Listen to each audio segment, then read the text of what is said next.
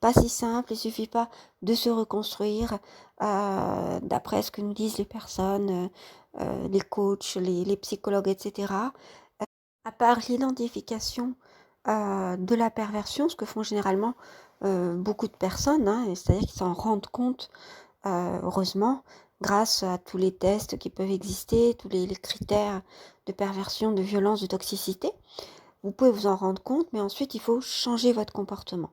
Donc, il y a une thérapie comportementale que vous pouvez faire vous-même aussi, hein, pour arriver à repérer ce qui, dans notre comportement, favorise, induit, provoque, sans nous en rendre compte évidemment, chez l'autre, un comportement, soit un comportement toxique en tout cas, ou dépendant, ou qui fait que la relation, euh, de quelque nature qu'elle soit, hein, une relation d'amitié, une relation de voisinage, une relation professionnelle, une relation amoureuse, qu'elle va être bancale, qu'il y a quelque chose qui ne va pas aller et que la relation va devenir de plus en plus malsaine. Donc, thérapie comportementale, après l'identification et la prise de conscience, et ensuite, connaissance de soi, découverte de soi, qui l'on est vraiment, avant de pouvoir savoir quels sont nos besoins, de lister nos besoins, nos désirs, notre projet de vie. Voilà. Tout ça, ça arrive à la fin, en fait, une fois qu'on a passé toutes ces étapes. Et à ce moment-là, on est capable euh, de construire des rapports au monde et des relations euh, saines et de toute conscience qui peuvent nous élever et on peut réaliser vraiment, comme on dit maintenant, c'est très à la mode, la meilleure version de soi-même. En gros, c'est ça. Bon, c'est vrai que parler de la meilleure version de soi-même, c'est très, très, comment dire, très marketing avec tous les coachs qui existent sur le marché. Et moi, ce que je peux vous dire de la meilleure version de soi-même, c'est ça, c'est-à-dire tout simplement pouvoir réaliser qui l'on est. Voilà, tout simplement en connaissant nos potentiels. Et si l'on veut euh, s'épanouir, eh bien, on ne le peut qu'en sachant qui l'on est, en se découvrant et en décidant de ce que l'on veut pour l'avenir, de ne plus être passif comme si on était, euh, comment dire, impuissant devant la réalité, les choses, etc. Alors, je terminerai en disant que pour autant, les relations saines et les personnes saines ne garantissent pas un épanouissement et un bonheur. Les relations saines et les personnes saines, ce sont juste les conditions nécessaires, mais non suffisantes, pour votre épanouissement. C'est-à-dire que les relations seront bien, il y aura de la paix dans ces relations. Il y aura un amour, mais pas forcément un amour ardent, avec du désir ou des choses comme ça. Mais ce sera la paix. Voilà. Ce sera une vie, une paix. La paix, c'est généralement une vie que vous n'avez jamais connue. Si vous avez toujours été, depuis votre enfance, victime de relations perverses, dans un environnement pervers. Donc, ça va vous faire tout bizarre au début, la paix. Donc, j'en ferai une vidéo là-dessus, sur comment apprivoiser la paix, comment être heureux dans la paix. Parce que c'est très difficile quand on a toujours été dans un environnement pervers, où il y a eu beaucoup où c'était très conflictuel, où c'était le conflit qui était la règle en fait. On peut penser que en fait, on va s'ennuyer dans une relation comme ça de paix. Alors je ferai une autre vidéo là-dessus. Alors si j'oublie, veuillez me le rappeler dans les commentaires parce que je peux oublier. Parfois j'ai beaucoup d'idées, mais après je n'ai pas forcément le temps et puis après l'idée s'en va. Voilà. Alors, quelles sont les conditions à votre épanouissement? Là, justement, c'est parce que vous serez connu que vous allez savoir comment est-ce que vous pouvez avoir euh, le bonheur le plus complet possible. Voilà. Qui ne soit pas seulement dans la paix, mais aussi avec ce petit quelque chose qui fait que vous allez avancer et qu'en plus de l'équilibre, vous allez avoir ce petit déséquilibre constant qui va faire que vous allez être stimulé pour, par exemple, faire avancer vos projets, faire avancer les projets de l'autre, créer quelque chose à deux, faire que cette relation soit transcendante. Donc transcendante, c'est pas forcément avec la venue d'un enfant, hein, puisque l'enfant, c'est seulement on est féconde, en tout cas en tant que femme, que pendant une certaine période. Donc tous les couples ne font pas des enfants pour sceller leur amour. Il y a d'autres façons de transcender les choses dans les couples. Euh, donc l'amour, je veux dire, dans les couples, c'est justement par ce petit quelque chose que l'on crée ensemble. Ça peut être créer un espace, créer quelque chose qui n'est qu'à nous, euh, un langage commun, ou des petites choses, un petit havre de paix. Ça peut être un petit havre de paix, tout simplement. Ou ça peut être quelque chose qui va porter ses fruits dans la vie publique, parmi les autres. Ça peut être aussi aider d'autres, créer une association, oui, faire un petit groupe, ou ne serait-ce que, même si c'est pas institué, un petit groupe d'amis, euh, ou essayer de faire le bien autour de soi par différentes choses, vous voyez.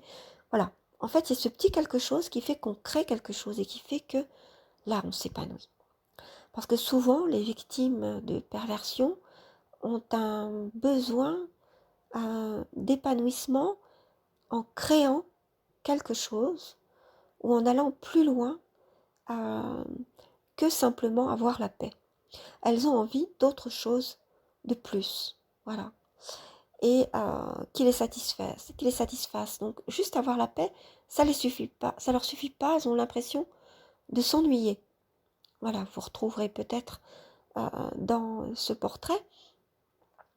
Et donc, bah voilà, il faut une transcendance, donc qui est le top du top, je dirais, la réalisation de soi et en même temps de la transcendance euh, pour, euh, pour se sentir épanoui, je pense, si la paix ne vous suffit pas. Maintenant, au départ, pour vous penser vos blessures, peut-être que pendant quelques années, quelques mois, quelques temps, la paix vous suffira. Vous aurez besoin de cette paix. Mais ensuite, si vous avez besoin de quelque chose qui vous stimule, et donc, en plus de cet équilibre, de sortir de votre zone de confort pour pouvoir créer des choses, eh bien c'est là que la personne que vous aurez rencontrée peut-être ne vous siera plus parce que vous aurez changé à ce moment-là. Une fois que vous serez vraiment guéri et si vous sentez ce désir euh, de créer ou de venir en aide à d'autres, etc., vous aurez peut-être besoin de changer d'environnement et peut-être que ce que l'autre vous apporte ne vous suffira pas, ne vous suffira plus. Et à ce moment-là, dans le couple, il faut en parler, il faut voir si l'autre veut la même chose que vous, parce que souvent dans les couples, quand l'un change ou euh, oui, que l'un change parce que finalement il est bien, il est en paix, ça y est, il a réussi à être lui-même, et donc maintenant il a envie d'aller plus loin et de faire quelque chose de plus, de plus stimulant, de plus utile pour la collectivité, etc., ou pour lui. Et donc peut-être que le conjoint n'est pas forcément d'accord, n'a pas ses envies ou ne sent pas les choses de la même manière. Alors soit il va trouver une occasion de vouloir changer aussi les choses et le couple va se transformer, soit effectivement il y a rupture et il y a impossibilité de continuer ensemble et donc il y a rupture.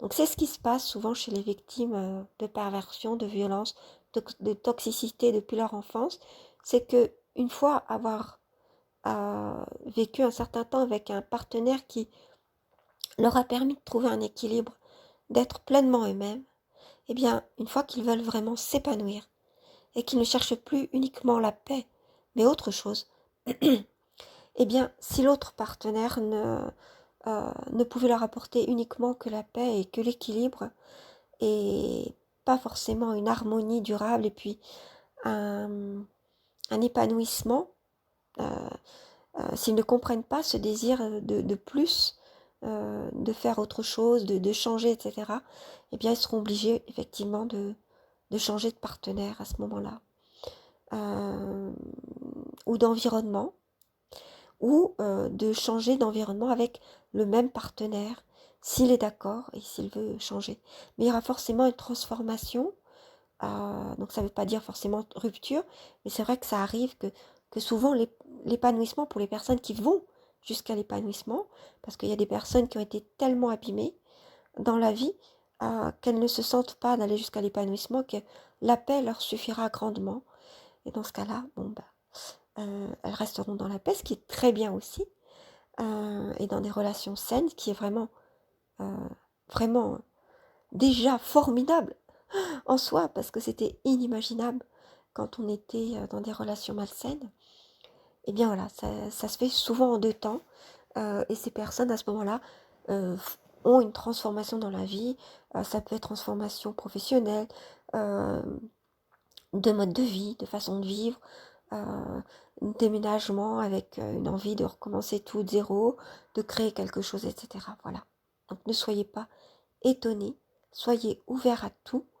À, euh, une fois qu'on est dans cette façon d'être, dans cette disposition d'esprit, on n'a plus peur, on est dans la confiance.